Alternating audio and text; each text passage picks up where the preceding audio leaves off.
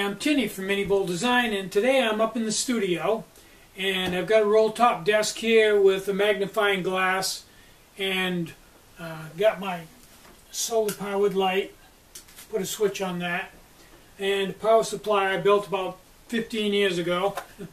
Anyway, I'm working on a project here that I stumbled onto on the internet.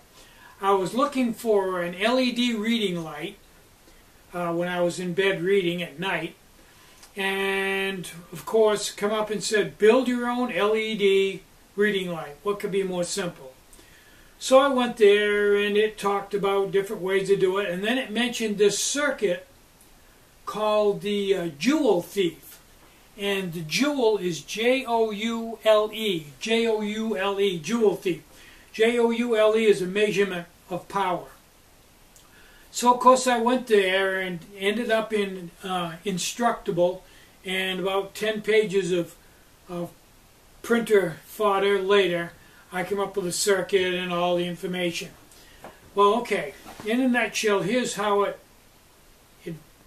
the whole advantage to this circuit is that it will take a battery that you or I would deem dead, will hardly even light a flashlight or won't light it at all. Something that's down to, 1.2 volts or 1.1 or maybe even 1 volt, an AA battery.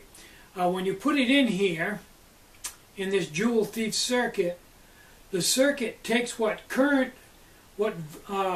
amperage is left in the battery and runs it through a transformer, and the transformer jumps the voltage up to about 4 volts. And it'll work all the way down, if you get the right one, it'll work all the way down to 1/3 of a volt. A battery has 1/3 of a volt left in it, 0.3. It will still light an LED. So if you were out backpacking and you had a bunch of dead batteries, in the evening you're needing some light, you could simply pull out your Joule Thief and snap a battery into it, and you'd have an LED light to work by. Not a big light, but free light. So you could see where that might come in real handy. Okay, here's the story. You have to have a T-O-R-O-I-D. I'm not even going to try to pronounce it. T-O-R-O-I-D. It's a little ring of metal, and it's wound with wire, and that serves as a transformer. Now, if you take a compact fluorescent light, the little curly ones, and I'm not going to tell you to break the glass and release the mercury or anything, I'm just telling you where this stuff is. Inside of a compact fluorescent bulb, in the base, if you take the base apart, there's a round circuit board in there, about 1.5 inches in diameter. And on that circuit board, there's a transistor you need, which is 13003, and might even be a resistor in there. You need a 1K resistor. But anyway, all the stuff is in there to build this. Now there's also a little tiny transformer in there. Don't know what the value is of it, but if you take that transformer apart, there's enough magnet wire in that to wind the coil. So you have everything in there you need to make this. Okay, so I took a compact fluorescent apart, and I took out the little button, and I took the transformer apart, and I wound it, and I took the transistor there and mounted it, did everything, got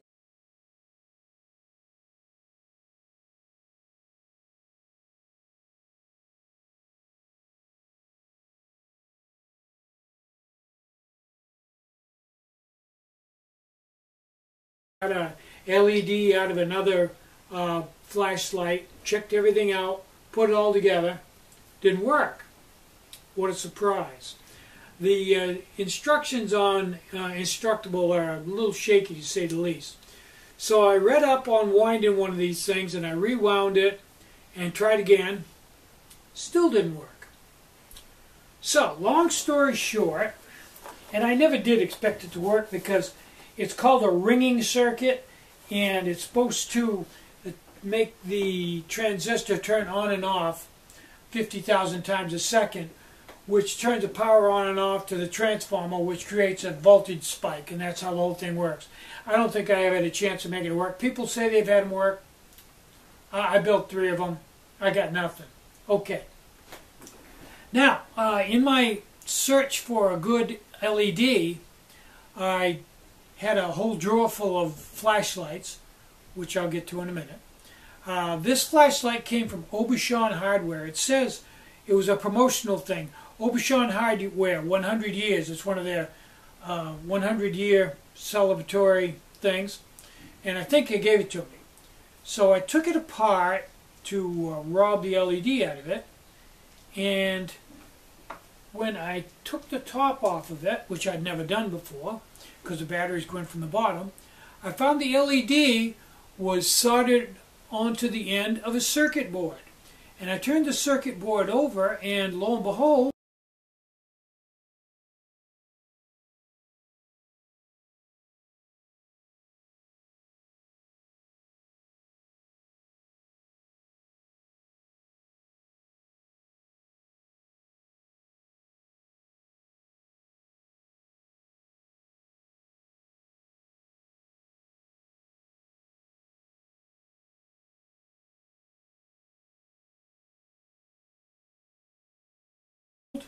there's a coil in it.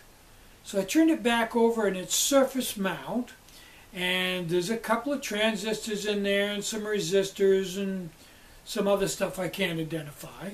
Huh, yeah, that's the exact same circuit I was trying to build, and in a very, very tiny package. So I thought, nah, that's too good to be true. Yeah, that's not going to happen. So anyway, I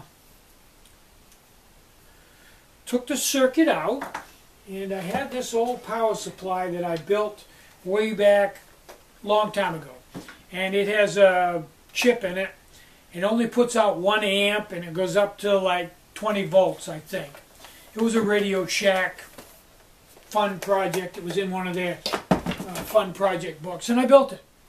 So I took this little circuit board out of this flashlight and hooked it up negative positive, and knowing that the LED in that takes 3.5 volts just to turn it on.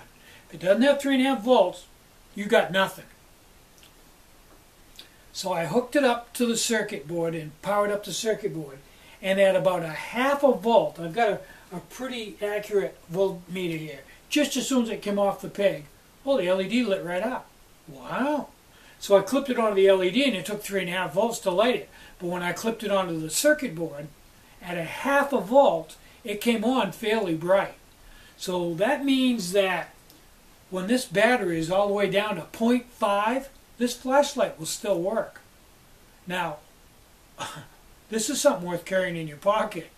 And if you've got any dead batteries, which I've done, that are down to like 1 volt, won't light anything, throw it in here, it'll work in this light. Cool beans, huh? I wasn't smart enough to build the circuit, but I was smart enough to find this.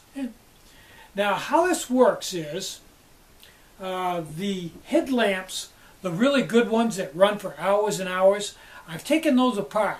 And those have a circuit board in them with like 30, maybe 50 components, all surface mounted. And they're very sophisticated. And what they put out is a square wave. They come on, they stay on, it comes on, it stays on for a certain amount of time, and then it turns off. It goes for a certain amount of time, then it comes on again. The thing is that they're only on just a fraction of the time. Most of the time they're off, but because your eye can holds an image for a 30th of a second, it only has to come on and off 30 times a second to look steady to your eye. So it's taking advantage of your sight with a square wave. That was way, way, way beyond anything that I could build, and so I gave up on it. But this circuit with the transformer and it's basically just a coil. Let me get this right. A coil, a transistor, and a resistor. And the LED, of course. And that's all there is. It's poor man's version of the square wave generator. And depending on what value your transistor is and how many winds you have on the coil, and it's pretty vague, it's somewhere around 50,000 times a second that transistor turns on and turns off and pulses that transformer and jumps the current up. It's a poor man's square wave. And it's in this flashlight, and I own it. And this baby is definitely going in my backpack. But I carry it with me all the time now just because it's so cool. Now, this technology, the guy that invented this, a real smart guy, I'm not even giving you his name because I can't remember it, he designed it for cavers. People were going to be in absolute, complete darkness in a cave. No light whatsoever. If you don't have light on you, you're in dark and you can't even see your face right here. So you don't need a lot of light there, and it was built as an emergency device for cavers, the way I understand it. So if you ran out all your batteries and all your batteries was dead, and you had one of these Joule Thieves hanging around your neck, you could take it out, snap a battery in it in total darkness, and you'd have light, which would be very welcome in that situation. So that's everything I've got. I'll show you some pictures of this circuit board and this light so that if you do see one out somewhere, you can get a hold of it and throw it in your pack, because it's worth having. I love this stuff. I'm Tinny from minibulldesign. Get out and hike, take a friend, enjoy the great outdoors, and more important than anything, try to have a really great day, and try to take some time out to have some fun today, like a project like this. Bye-bye.